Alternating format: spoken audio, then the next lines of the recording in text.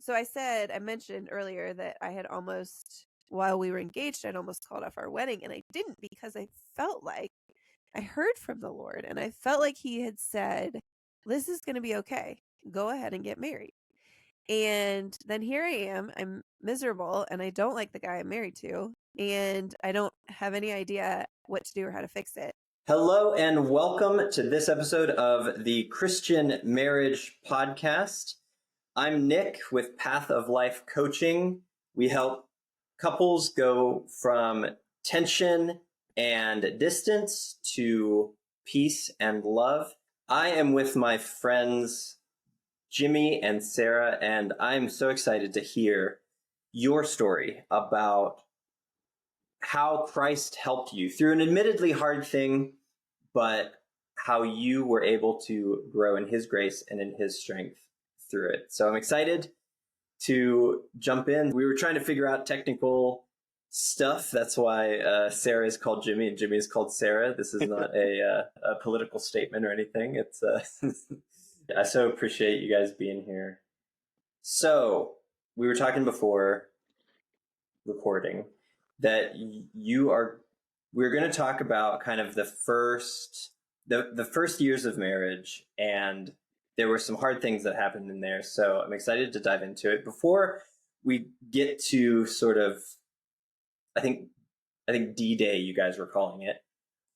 Who were you before marriage and the first years of marriage that who were you and what did you believe going into marriage and then the first years of marriage that kind of set you up maybe in ways to struggle in some ways? Well, I would say, like, throughout college, I became a Christian senior year of high school, so relatively new in the faith. So I didn't have a terribly mature idea of who God was and what it meant to follow him. What it meant to really be a Christian walking through this life. So I think kind of my goal was like the worldly version of success in a good life. So comfort and ease. I spent a lot of my energy crafting an identity in order to gain, admiration and respect. I had a fair amount of baggage from my childhood growing up, like a distant dad who he was doing the best he could, but he was not a believer and just didn't know how to handle any sort of emotion. I didn't really know how to handle any sort of emotion. I think those are sort of the high points. And I would just add as a teaser that our relationship was looking back, I could see that we can see now it was dysfunctional before we even started dating. So I'll let Jimmy talk about his stuff, but neither one of us really knew was really grounded enough to function in a healthy way in a relationship. Yeah, that's right. So you said, Sarah, let me follow up on one thing you said. Something felt kind of dysfunctional even in dating. And anything you want to kind of follow up on that? Like, what does that mean? I mean, we'll definitely get there. I think, yeah, just the crux of it was that I didn't know who was responsible for what, and I often like in my relationship with my dad, I felt like it was my responsibility to maintain our relationship and make sure that we were okay because he was just very passive. And so I kind of took that same approach with Jimmy. And so if he was upset or flustered or something, I would take it upon myself to try to make everything better, which I believe the clinical term for that is codependence. Gotcha. Right. What about you, Jimmy? Who were you that kind of set you up? Yes, I don't know. So my upbringing was different. I was raised in the church, but I think there were similarities in that, like I guess we met when we were 18, 19. So similarities were, just I'm not sure I knew who I was. I think I know I was ungrounded in any kind of like deeper sense of self or identity. I don't think I had struggled much in life, and therefore didn't have really a firm grip on, it's a lame analogy, I guess, but like I hadn't hit the gym, and so the muscles weren't particularly strong, and so when it came to um, putting some The load muscles of on, identity and who yeah, I sure, am. self, and yeah, right, yeah, and so a little bit of load, and things went kind of flexed pretty quickly, and so I was unsure of myself. I mean, I guess classically insecure, and then attempting to compensate, overcorrect for that insecurity. I wasn't humble at all. I don't think I've had a terribly deep grip on, or grasp on, what the doctrine of sin, or like the the extent of my own sin. Um, and I was not, was not, just was not comfortable in who I was. I wasn't rooted in any these kind of language we hear in the church about being a child of God, or rescued by Christ, and these are not things that I would have been trafficking in at 19. I was probably more high maintenance than I'd care to admit, even now. Yeah, I brought all that in. Yeah, sure. Who, Yeah, you know, who does really know who they are as a 19-year-old, right? yeah. But that's when we meet people and start making adult decisions, right? It's tough. Hi, I'm Nick. I love bringing you stories about how Jesus helps couples overcome hard things. One common thing about these stories is that we all want something from our marriage. So my question is, what do you want from your marriage?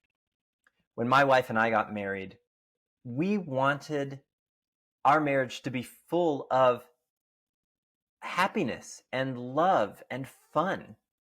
But for years, it was full of fights and tension and doubts and fears that it was always going to be this way.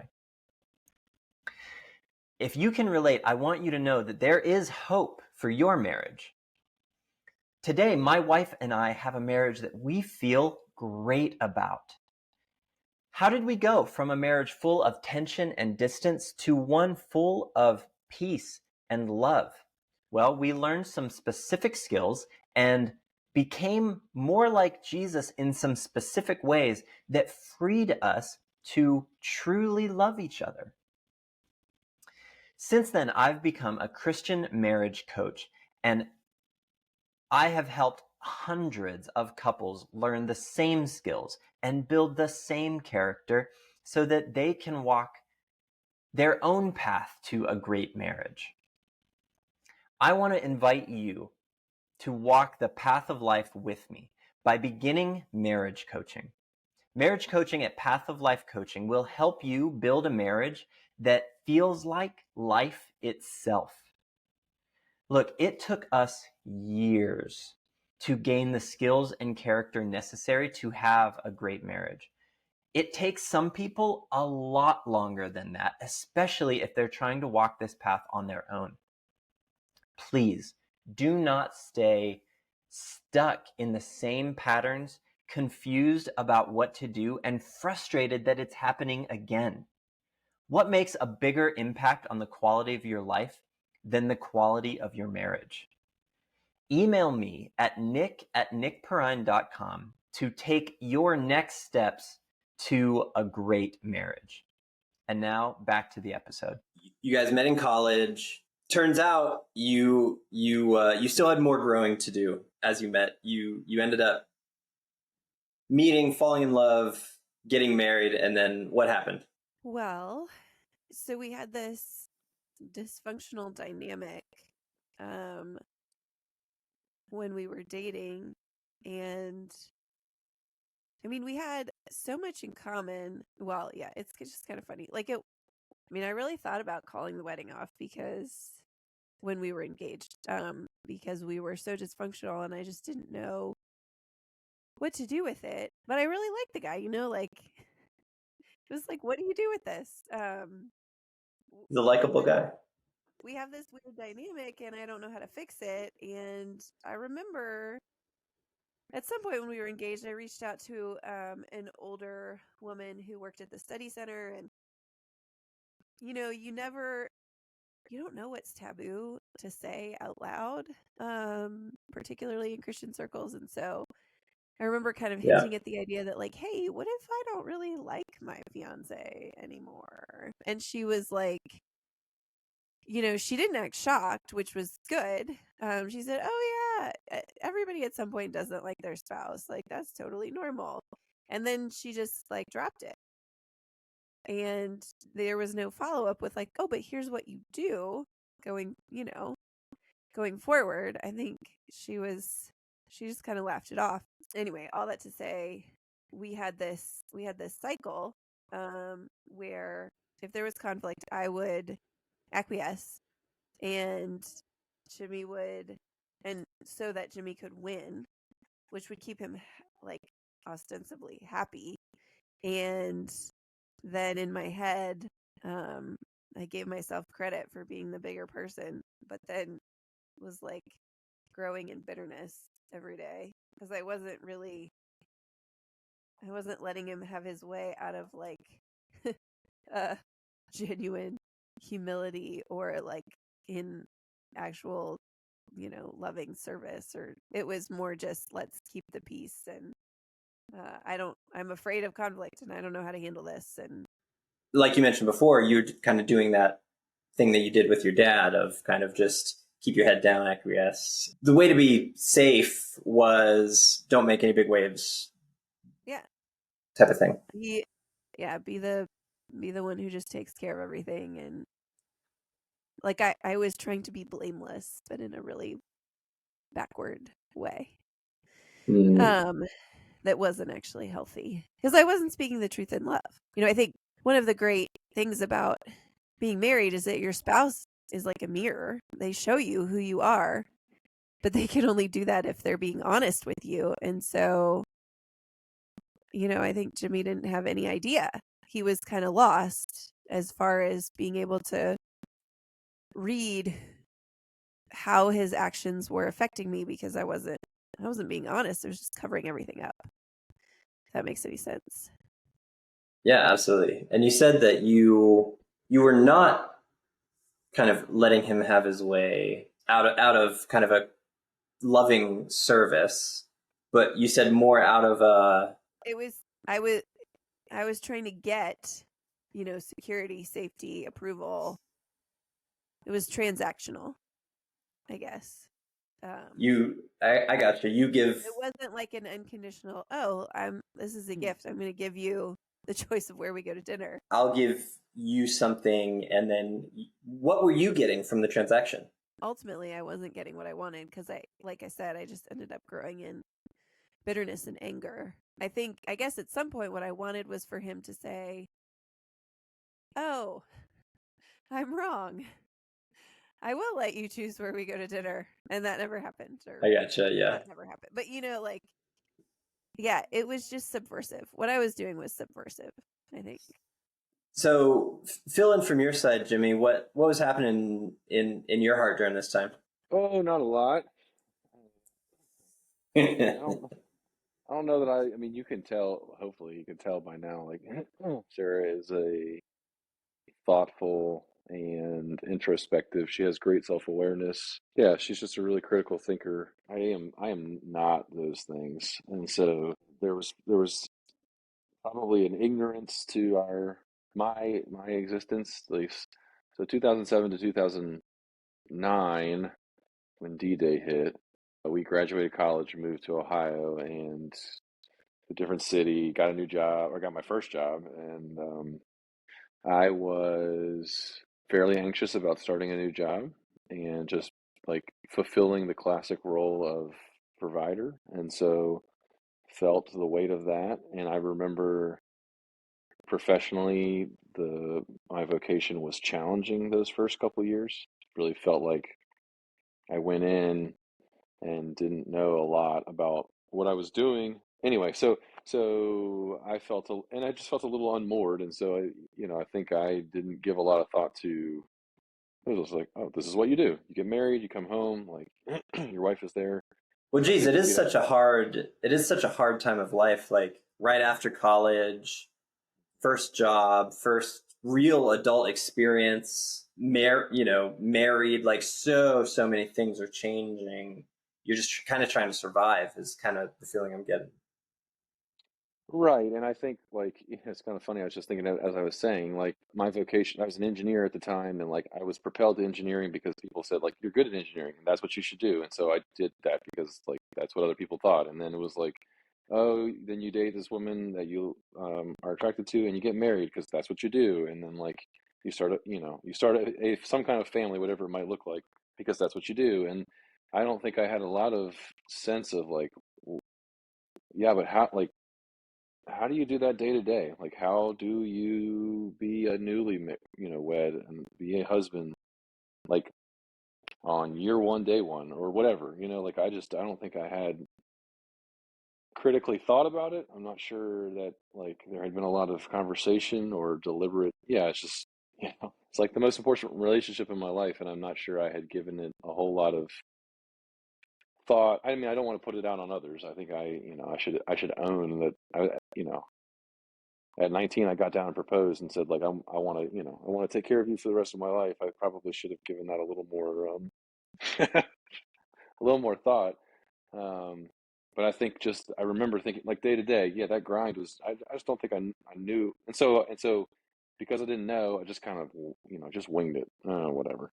Um, Sure. and It's the kind that of was, thing, marriage yeah, is good. like, how can you really know what you're truly getting into, right? That's one of the tough things is you can't really be prepared, I feel like. I mean, you can be more prepared than others, I suppose, and I'm not making excuses for like thoughtlessness or whatever, but it's just tough to go into because you really, it's not like anything else. I don't know if you guys connect with that, but Yeah, I Well, think so. And I think I don't think I would, at least from my perspective, there was a lack of empathy. Like if I look back on it, it was like I would try to think about like, okay, what would satisfy me in this situation, or what would how, I just wasn't moving towards Sarah, or like it was not. In some ways, it was like what she was saying. Like I was doing these things, but I was really doing them rooted. Like it was just inward. It was navel gazing. It was just inward oriented instead of like trying to consider like this other person and what is in her heart and what are her desires and these seem like obvious things, but like I don't know, they're still not obvious, and at 22 they definitely weren't. Yeah. so I had one thought. go for it. So, just in terms of there's nothing like marriage, I think somewhere along the line, I actually heard somebody say that it's kind of like the Christian faith. Like when you first accept, come to Jesus, you have no idea like you can't know what mature Christian faith is because, and so in the same way, marriage kind of parallels that. Like you can't, the first time that you get married, you can't know what it's gonna like. You have to do it to know it. Absolutely. So how did all this kind of start coming to a head? I think I wanted him to extend himself more for me, and he wasn't, and I didn't know how to tell him that. So what I did was I got really mad. But I didn't feel like I could express that to him. For whatever reason. I mean, lots of reasons. And so I just bottled it all up. And at that point, I started to get mad at the Lord because, so I mentioned earlier that I had almost, while we were engaged, I'd almost called off our wedding. And I didn't because I felt like I heard from the Lord and I felt like He had said, this is going to be okay. Go ahead and get married. And then here I am. I'm miserable and I don't like the guy I'm married to. And I don't have any idea what to do or how to fix it. And I should also say, I had attempted to meet, I did meet with our pastor's wife. I just asked her, is there someone who can mentor me? And she said, oh, I could do it. And so we would meet, and we just were not on the same wavelength. And I just struggled. I didn't know how to say, hey, can I meet with somebody else? Yes. So it just fizzled. So, I felt like I tried to reach out for help and had, run into a dead end. That's so important. I feel like, yeah, let me just bump in there. So you reach out for help, you sort of, which is a huge step, right? You kind of raise your hand, I'm struggling. And then it sort of falls flat. You don't really know where else to go from there. Yeah. Right. And just for it was like and again, like, you don't know what's taboo to say. So I was like, I'm really frustrated with these things that he's doing, which were, looking back, it's like, oh my gosh. But for someone who's only been married for 3 months, like, yeah, I didn't know how to deal with, what do I do when I'm frustrated with stupid things like how he washes the dishes? Like, now I'm like, that's not an issue ever. But anyway, okay. So I would tell her about my frustrations, and her response was, well, we should probably just be grateful that our husbands aren't out selling drugs and spending all our money on drugs. And I was like, and that is true. But in my head, in my prideful head, I was like, I wouldn't have married him if he was going to go out and spend money on drugs. So anyway, it just was not a good match. So if you're meeting with someone and their advice is not resonating, please have the courage to find someone else. Reach out again. Like, don't stop until you get some help when you're struggling, right?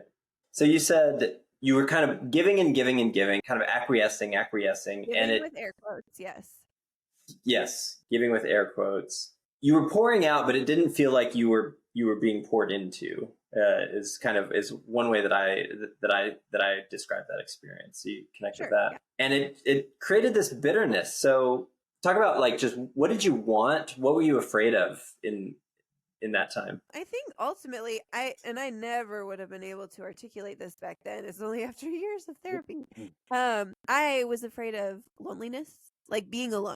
Yeah. That he's not, like, with me. We're not on the same team. He's not for me. That's ultimately, I think, what I was afraid of. But I would never have been able to answer that question back then. Back then, how would you have answered? What would you have said was the problem back then? I think Like how he does the dishes and stuff.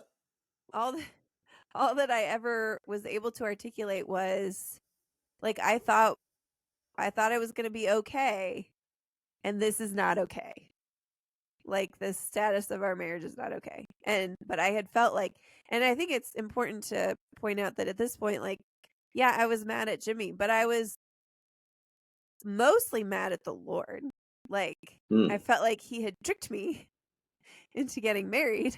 And he had promised, like, oh, it's going to be rose. My expectation was, like, butterflies and sunshine. And I just, I had no idea. Right. So I was mostly mad at the Lord that here I am in this position where, till death do us part, and I'm pissed all the time. Yeah. Yeah. Just feel tricked and trapped. And oh my gosh, am I just going to be alone forever? Kind of thing. Yeah. How about you, Jimmy? What was it like for you? What did you want? What were you afraid of during this time? Pre-D-Day, there was probably an ignorance, like almost a negligent ignorance. Like I think if you'd asked me in those couple of years, I would have said, like, yeah, something's not right. Like there were signs. I can think of specific things that happened where I said, yeah, something's not right. But I think I would have said, like, it's okay. I'm sure it can get better. And this is part of figuring out how to be married. So I don't know that I was aware of I don't think I was aware that we hit the iceberg, right? I was like, oh, we just, whatever the analogies on the Titanic, like, the soup's not hot enough. Let's just send it back to the kitchen. It's like, no. We've hit an iceberg. Like, this is like the scale of this is much bigger than cold soup. Yeah, I think that's. I think I was. I mean, would you agree, Sarah? Like, I just don't think I Yeah. was really like Yeah. comprehending the magnitude of the situation. And I want to appreciate there just, somehow you got into a mentality of we'll figure it out.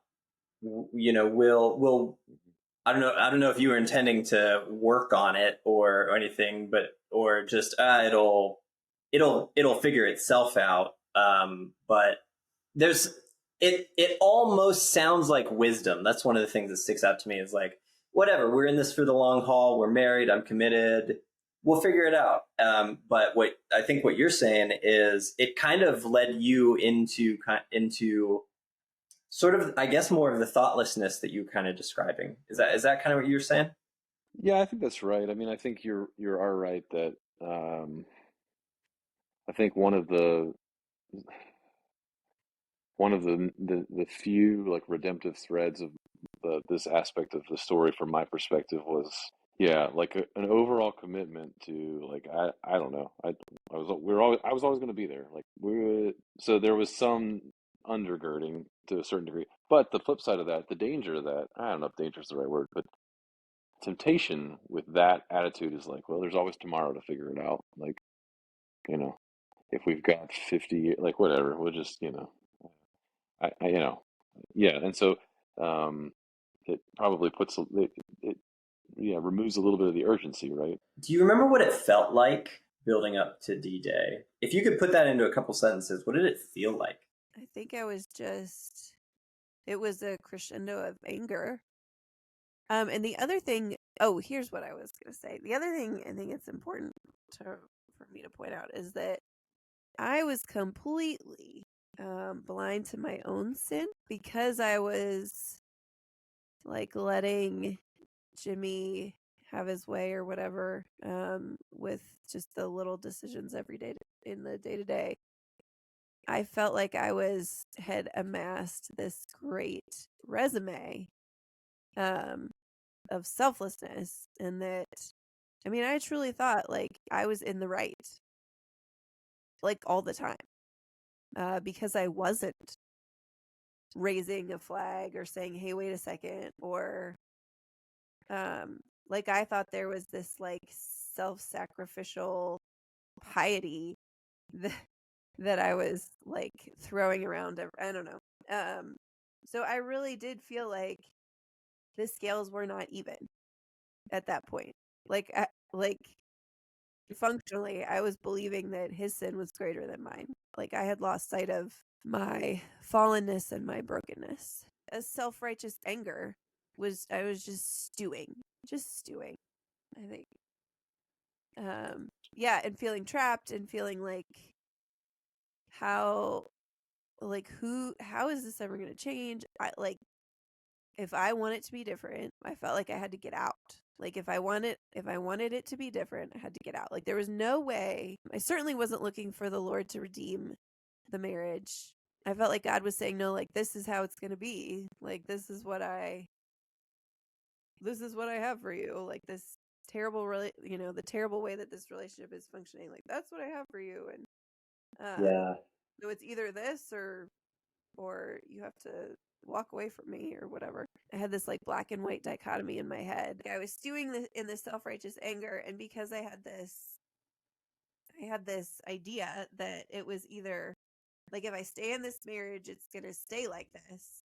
And the only way to not have a relationship that looks exactly like this is to get out of the marriage. Like that's what I was increasingly like simplifying my choices down to.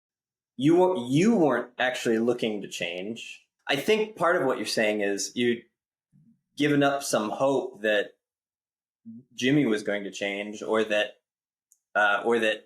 God could change the situation. It's almost logical. You can understand how you got there from, well, I can't do this anymore, and so I have to go somewhere else.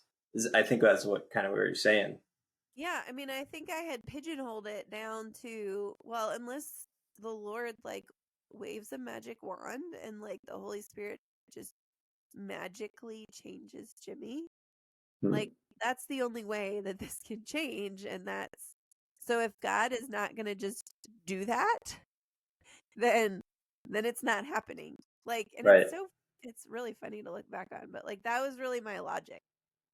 It was like, well, Totally. I've prayed and I've asked God to change him and he hasn't. And This so didn't work. I guess that's it. I guess that's his answer. Just kind of summarizing. Okay, so yeah, so Sarah, you come in with this belief that, the way that I'm supposed to be is make everything okay and kind of take things on and just acquiesce and give, kind of quote unquote give, air quotes give. That is how I'm supposed to be in a relationship. And then Jimmy, you're kind of trying to survive. It's hard to be active and engaged because work was hard and you're trying to figure out this, being an adult thing, and you're trying to figure out being a husband thing. And she was acquiescing. So it's like, well, I was getting everything kind of that I wanted. And so there wasn't this, it didn't feel like there was this reason for kind of zealous pursuit that we see in the gospel ultimately, but it didn't feel like the need was there. Sarah, you're kind of spinning down and down in bitterness, and Jimmy's kind of floating up on the surface, I think. Is that fair representation? Yeah, I think so. Okay, so then how did this kind of come to a head? So what happened was I had a summer job because I was in vet school at the time, working on a farm, and there was a coworker there who, and I think Satan just like totally took advantage of the situation. So long story short, I ended up having like an emotional affair with this guy at work. And it really like there was nothing specific about him. It was just somebody else. Here's something else. Here's something different. That is not what I have at home. So I decided that I wanted out. Oh my gosh, and that was the summer of weddings. We went to like 9 weddings that summer. So I was driving home from a wedding, I think, and I called Jimmy and said, like, used the divorce word and said, I want out. I'm done. It was the logic that you described earlier. It bore fruit in some sense. Like this isn't good. I have to get out. No consideration for like the vows that I had taken. I didn't. I mean, I was still very hesitant about it from the standpoint that I didn't know how I was going to leave and still hold on to Jesus. Like that was a question that I hadn't settled in my mind, but I think I had come to the conclusion that I could, if things weren't going to change, I didn't think things were going to change, and I couldn't stay the same any longer. So, right. Yeah, no consideration for any of the vows or. Jimmy, what was that phone call like? It was unexpected. Okay. Having a childhood devoid of a lot of struggle or suffering, I, again, didn't really have a matrix for how to deal with something like this. And like, I think classically, I was raised in the type of family, you can kind of, that like, you just didn't, divorce was not one of those things that happened. And so like, there was no, like, we just didn't talk about it. And so like, it didn't happen. And so immediately this was like, I felt just shockwaves, right? Shockwaves of like, what is going to happen, and what does this mean about me, and how am I going to tell everybody that this has happened? And so many questions. Yeah. So I felt pretty desperate, I think, and alone. And scared. Yeah. Wow. Yeah. Wow. What helped? What helped you get through that? So Jimmy called our pastor.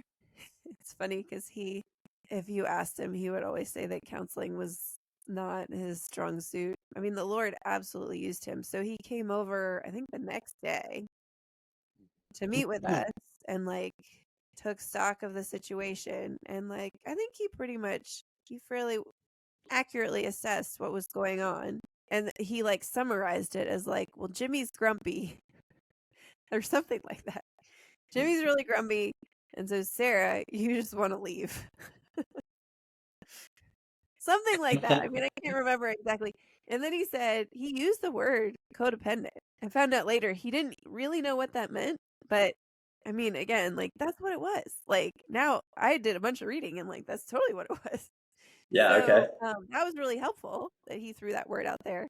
And that word was like it like hit me like a ton of bricks. Like, oh, I'm part of this brokenness. I'm part of the problem. Like it's not Mm, just Jimmy. It's me too. After that, after he left, I remember just laying on the floor like reeling from going from like, oh, none of this is my fault to oh no. Another thing that was super helpful. So he told me like you will quit your job tomorrow, which I did. And then he told Jimmy like you will have a face-to-face meeting with this guy within the next week and tell him like leave my wife alone. Don't talk to her anymore, which he did. Like and it wasn't like, "Oh, maybe you should." It was, "You will do this." Like he absolutely exercised his authority as our pastor. Like and wow. in defense of our marriage.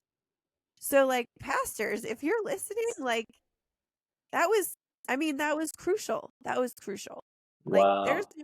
if you are a Christian and a member of this church, you will do what I'm asking you to do for the sake of your marriage. Like, and to not do what I'm doing right now means that you're walking like there's gonna be there will be church, So it was not an option. It was just absolutely the right thing to say, and the Lord used it. Like that Wow. just set the tone going forward. Okay. So then what turned you towards each other? Not just Well, following a pastor's bold command, but what turned your heart? so this is a really long road to that. Following, so that's what we call D-Day. So following that day, I spent months and months wrestling with the Lord. It's not like I hadn't left, but I was unwilling to say, I am not going to leave. Like, Mm, I was like, I'm still deciding. That was my position. I'm still deciding what I'm going to do. mm, And basically for me, it was just wrestling with the Lord. Like, I still wanted out. Like, nothing, my feelings had not changed at all. yeah. But there's a verse that says God hates divorce. And so I was just trying to figure out how can I leave and still be okay with Jesus. And in the end, like he just wouldn't let me leave. Like he would not let my soul get to a place that felt satisfied with with leaving. Like I was going to be Yeah. okay if I left. I look at this, the conflict that we had in our marriage, and I feel like it was so much more about my relationship with the Lord than it was about my relationship with Jimmy. Or at least, like that had to come first. My relationship with the Lord had to get sorted out first. Like, do I really Yes. believe that he's good? Do I believe Wow.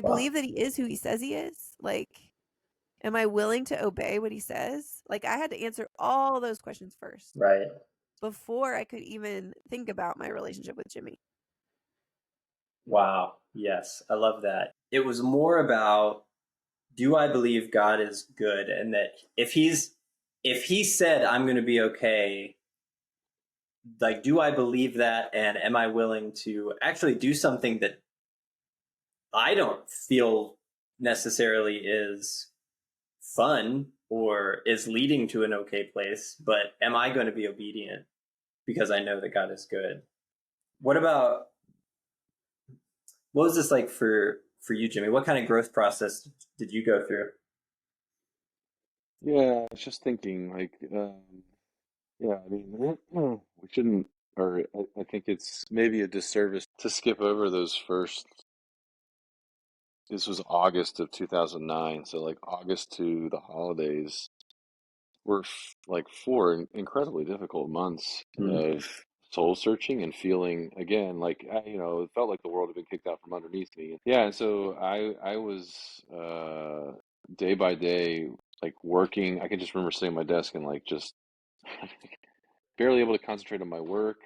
Wow. And I can remember coming home, driving home and wondering if Sarah was going to be there when I got home. I can remember Mm. like the first Sunday going to church and like, I don't know, uh, there were very few easy moments, and it was at the point where, yeah, I needed a man, or I guess in this case it was our pastor, to tell me, like, you're going to tell this guy to bugger off. Sarah made a list of the attributes of this guy that she wanted to remember. I remember being like, it's like asking him, like, is this okay? And having to have him tell me, like, it's not okay. It's not, that's not Yeah. okay. She shouldn't have that. Like, I was so, uh, had to be reparented in a lot of ways, or retaught, or maybe taught for the first time a lot of these things. Like, Yeah. what it means to work out this commitment you've made, Right. and so anyway, I have to say, like, a lot of those things happened in the context of relationships with other guys, and you had asked earlier the things that were helpful. Like, there were intentional relationships within our church context with a number of men a little bit older than me who knew what was going on and were very engaged with me personally, and so they were consistent and kind and gracious, and that was helpful. And much of my growth came from them and from a perspective of getting to a place where I had to get okay with Sarah leaving, right? Mm. Like, I had to get to a point where it was like, I am okay. Only when I was able to say, okay, I am who I am. Certainly, there's some sense in which, like, I am my husband and I am married Sure. specifically to Sarah, and like those are important aspects of. But at the deepest root, right? Yeah. Uh, if she were to have left, like, my life could have continued, and I would have been okay. And Your so, identity would still be safe in Christ, yes, and that's right. That's right. I would still have been transferred from the domain of darkness, right? And mm. yeah, to the kingdom of light. Like, all these things would still be true. And so, and it wasn't like a one day, like I was like, oh yeah, 6 months later, and this day I woke up and I was like, oh yeah. And it was a gradual thing, and Was there anything specifically helpful in setting your feet on that rock particularly? yeah, I mean, that was what it's the same pastor basically had challenged me by saying, like, you need to wrestle with this truth. And I think I don't know if this is the direction of the conversation you want to go or not, but I think it's an important one because it's biblical, Hmm. because we've been incredibly blessed with kids, and we mostly like each other most of the time. And there are plenty of stories in the Bible of God's faithful leaders and disciples and apostles who serve out obediently and have tough lives, and Hmm.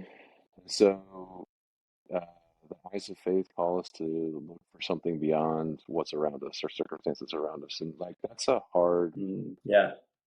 I would be lying if I said, like, oh yeah, D-Day plus 6 months or a year. Like, I had totally settled on that, but I think it was just a faithfulness of God had put me in a community of people that loved me, that loved him. And I was going to, he was constantly revealing himself to be enough. It might not have been the life I had chosen, but God was saying, look, I'm enough. I'm enough. Okay, so helpful things that I'm hearing. Wrestling with the Lord. First of all, I suppose, Sarah, from your end, like, oh, I have a part to play in this. That was helpful. And sort of beginning to own your side of it. And then having the Lord kind of press you on it and say, I am calling you to this, and a specific scripture verse that you couldn't get away from it. It was kind of so black and white. God hates divorce. You couldn't throw that out. It's almost like you couldn't hold on to Jesus and not hold on to that verse, and that was just pressed into you. And is God good? And then, Jimmy, from your end, people around you, the body of Christ helping you, and then finding peace, being filled in your heart so that you could be the husband that you had in mind to be, that you could be, but you needed to be filled in yourself. I think is kind of what you're saying. No, no. Well, the only other thing I was going to add is I that I neglected was Or it made me think of that proverb, right? Faithful are the wounds of a friend. Like it was community, but it wasn't just like rah rah community or like point to Sarah as like, oh man, what a drag, whatever. Right? It was a lot of hard truths, right? A lot of guys saying Hmm. hard things in love, like, we're supposed to keep this PG-13. Yeah, like, you're kind of a jerk, right? Or you're like, you're neglectful. Yeah, I mean, I just think the being in a relationship with people who I knew cared about me, but also were not afraid to say hard things. It mattered. Yeah. Probably to this day it affects you in some way, and we're not going to wrap some tidy bow onto things. But how did you grow? What does life look like now? That was how many years ago? 14 years ago? 14 years ago, Yeah, yeah. 14 years ago. Yeah. Amazing. So yeah, those two questions as we're wrapping up. How did you grow? What does life look like now? I mean, I feel like both of us pretty much deconstructed, and then like our faiths totally changed. I did figure out that God was good and that he could be trusted. And Jimmy kind of talked about this a little bit. I am always aware. I would say Jimmy's very different person now than he was back then. And that was like a big D-Day was like a big impetus for change. It wasn't like all the change. It doesn't account for all the change, but it accounts for like a big uptick in change in the beginning. I feel like it would have been totally possible for, because I was the one who had committed the more egregious breaking of trust. Yes, we both own 50% of the sin, but I had done something that broke trust in a way that he had not. Okay. So I think it would have been easy for the people around him to say, oh yeah, this just talk to him about forgiveness and how to move forward and all this stuff, and not really evaluate his role in it. And Yeah. I would still have to stay with it, and the Lord's call in my life would not have changed even if Jimmy had persisted in all the behavior that was making me mad before. So Yeah. I'm always aware that God he didn't have to change it as much as he did, Yes. which gets me kind of antsy because I'm like, I feel like we had a really awesome end to the story. And I'm so grateful for that. And I'm so grateful that that's the ending that the Lord picked. But I'm Yeah. also aware that he didn't have to do that. And my commitment to the marriage and the Lord's expectation for me as a wife is not dependent on what Jimmy does. I am just really grateful that for the way things ended up. I just have a so much richer idea of who God is and what it means to follow him, and his ability to redeem things, to Wow. resurrect things that are dead, his faithfulness. It was really important to have people around me who were not shocked by the things I was saying, because I'd kept everything in for so long. I was like, I can't not.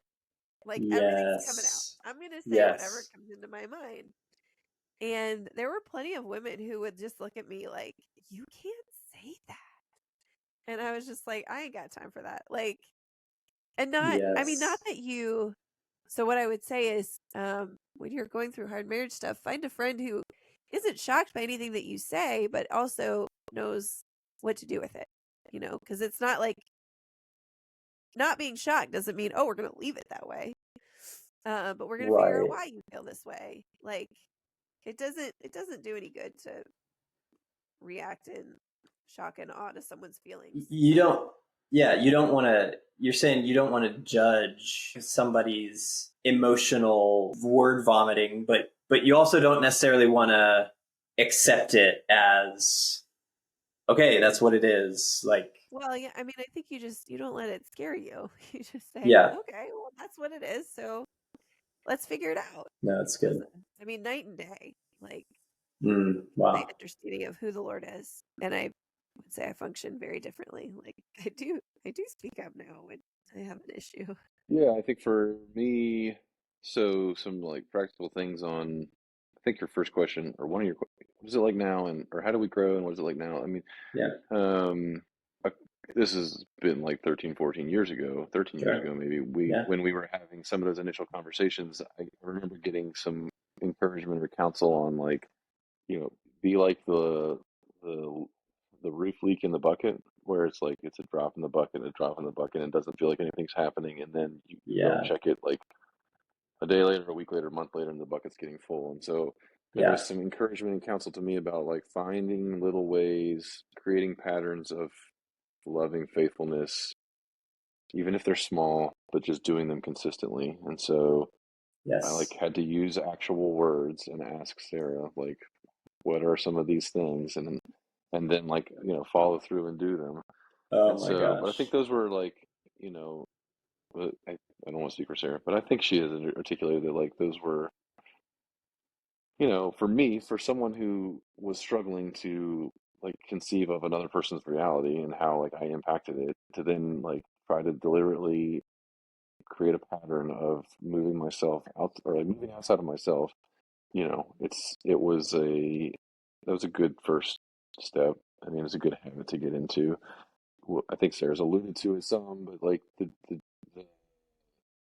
we have put in quite a bit of hours into sorting out ourselves and who we are and what we think and why we think what we think, or what we're feeling, or how do we Mhm. articulate it and express it. And different people can do that in different ways, and there's no magic template or formula. But, well, we've been talking in church recently, being able to understand myself and ultimately the Lord, and his perception of me, and these things are worth more than money, right? Like, if I have money, I should use that money to, like, to better understand myself and understand my place in the kingdom, that I might go live as a better citizen of it, right? Like, that is worth spending my money on.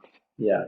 So whether that's books or counseling, or coffee or whatever, and so, like, we spent a lot of time, we watched a lot less TV and spent a lot more time with friends and people who cared about having substantive relationships with us. Wow. And some of that was counseling, and some of that was just, meals together. We didn't have kids at the time. And so those were ways that I Huge. think were helpful. Yeah, helpful to grow. And I don't want to, and I'm gonna, like, I don't want to end it here, and I don't want to be the Debbie Downer, but I do think it's worth saying. Sin on the part of both parties in a marriage have consequences, and anecdotally, I would say they leave scars. And so Mhm. when we work through things, it's discouraging in some ways, and it's like, yes, there's a sense in which, like, this particular chapter maybe has ended, but like the story is still going Mhm. on. But even now, like, I still work through conflict, and it brings back memories of like 14 years ago. Yeah, it can. I don't know if raw is the right word. It's not like I'm sure it was the first, like, Totally healed or the something. Yeah. Like, yes, right. Like, the old is gone, the new has come, but that old man is still sticking around, and so, like, there's still yes.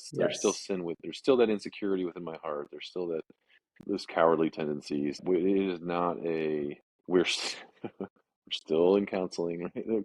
It's not like we've arrived at any means. That's part of growth too, as we understand it. We are all going to be in process, from now until forever.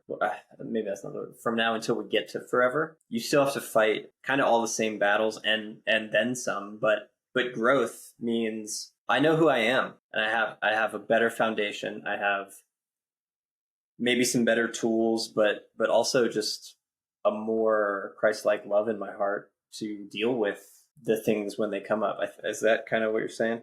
Yeah, I think that's right. I mean, I think, yeah, right. Better equipped to articulate my own brokenness, Yeah. and I think, and because of that, grasp a little bit deeper the love and the extent of the rescue that are extended to me in Jesus, which makes the story and in the redemption, like, that much richer. Like, I can just, I think we can speak freely, more freely. Like, I can tell you all about my garbage, right? From 15 years ago. Sure. Um, and so, yeah, it's just like that much richer to celebrate the kindness. Well, I so appreciate you two sharing your story and sharing the like we said before recording, sharing the story of what God has done and what He is doing in and through us. So if last question, if there is kind of, what's your best advice? Like if you could tell somebody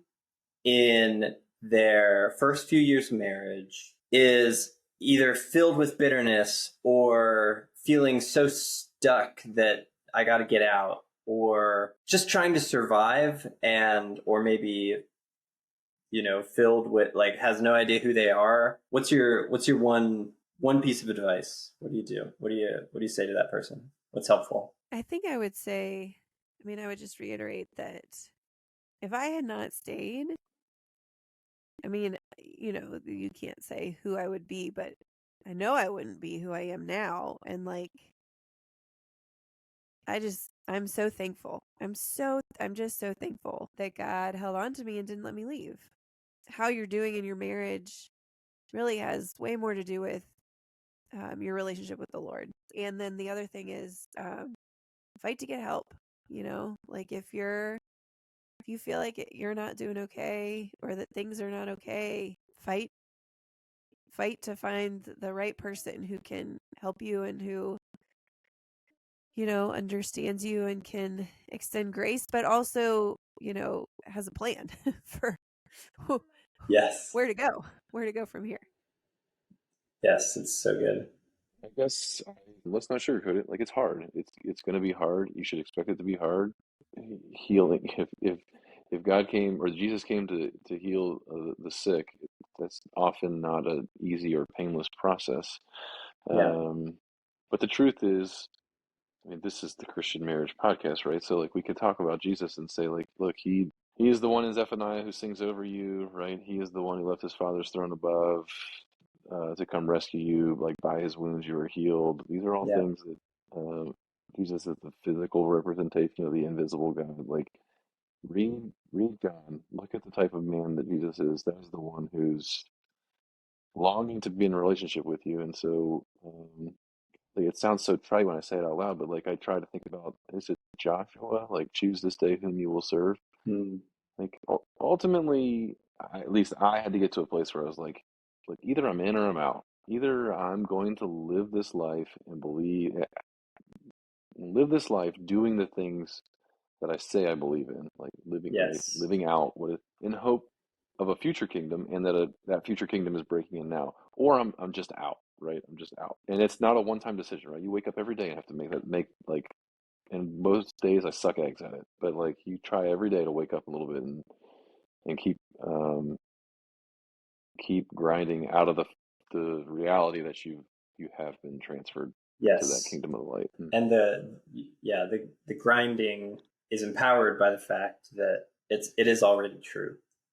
I think it's part of what you're saying. You can't miss that part, otherwise it'll crush you. That's so good. I so appreciate your wisdom, and you've had the courage to share your wisdom here with us. So thank you so much.